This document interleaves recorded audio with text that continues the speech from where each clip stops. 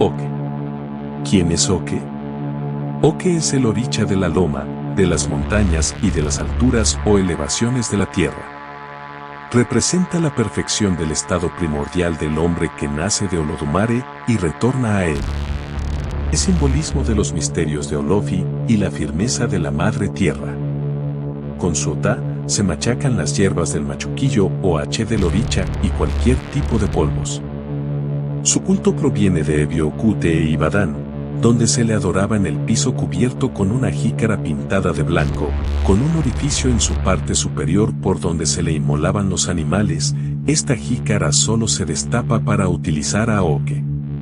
Como guardián de Ibadán en la guerra con Ife se refugió en la montaña de Ochunta. Su nombre proviene del Yoruba Oke, altura, elevación, grandeza. Forma una importante trilogía con Oge y Oricha Oko, con quienes rigen todos los movimientos de la tierra. Hermano de Ochosi e Inle, pero inseparable de Obatala. Vive en el piso delante del canastillero, aunque en algunas casas de Cuba lo ubican junto a Obatala y en otros casos incluso dentro de la sopera de este.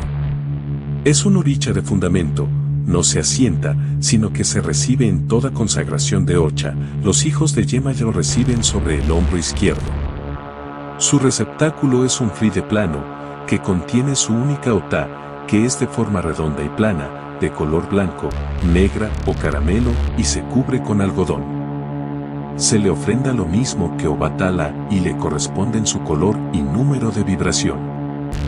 No posee eleques y habla por el dilogun en Nemeyi.